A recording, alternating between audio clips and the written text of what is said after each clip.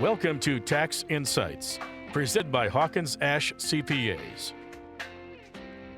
And a good morning, listeners. Welcome back to Tax Insight here on the Lakeshore's Good Neighbor, WOMT. Jeff, good morning, sir. Good morning, Terry. Today, we're going to do a little introduction on hobby losses. We are because, in the past, we've talked about the gig economy. This is where individuals are earning money from non-traditional sources. We used to call it getting a second job. Sometimes these jobs produce income, and sometimes because of tax deductions, they actually produce a tax loss. And I want to talk about side jobs that, in the eyes of the IRS, are actually considered hobbies. All right, so what does this classification, why does this actually matter? So the reason why it's important is because you can deduct losses for a side business, but you cannot deduct losses for a hobby.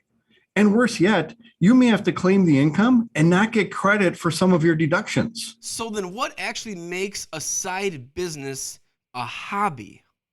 The IRS just looks at a number of different factors, but the main thing they look at is whether the business has what they call a profit intent. Most people get into business to make a profit, but you still have to prove to the IRS that was actually your intent. So does the business need to show a profit in order to, shall we say, satisfy the IRS? Actually not. So especially at the beginning of the business life cycle, the business may not be profitable. There can be many expenses early on, and it may take, a little while for sales to catch up. So does the IRS have any, shall we say, rules of thumb on this? Although not official, there are some rules that they say if a business reports a profit for 3 of the last 5 years, including the current year, the IRS will just kind of presume that this profit or that business is a for-profit business. But on the other hand, if your business shows losses for 3 of 5 years, the IRS is going to go into the process assuming that it's a hobby, and it's up to the taxpayer to prove that it's not. So a business that constantly shows a loss, that would be considered just a hobby?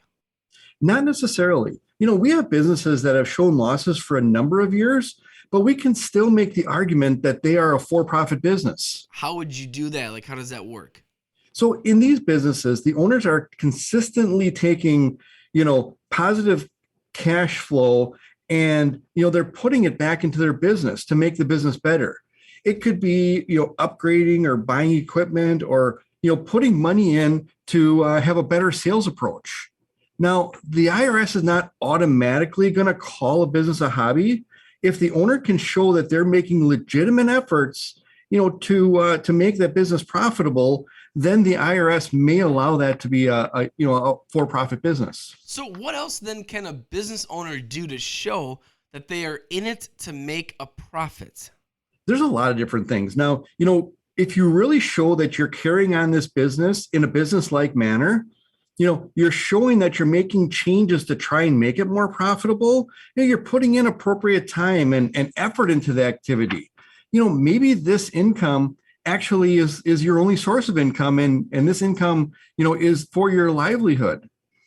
You can also show that, yeah, my business has losses, but they're really beyond my control for other reasons. COVID maybe being one of them. You are taking, other steps to make the business better, like maybe hiring advisors. Those kind of things can show the IRS that you're actually a for-profit business, even though you keep losing money. Yeah. Jeff, time is running out here. I think that there's a lot more that we can continue on this conversation. In the meantime, though, how do listeners connect with Hawkins Ash? I would go right to our website, which is hawkinsash.cpa. I'd follow us on Twitter or like us on Facebook. Jeff, thank you for your time, and we'll talk to you next week here on WOMT. This has been Tax Insights, presented by Hawkins Ash CPAs. Learn more online at hawkinsashcpas.com. Hawkins Ash CPAs, part of your business, part of your life.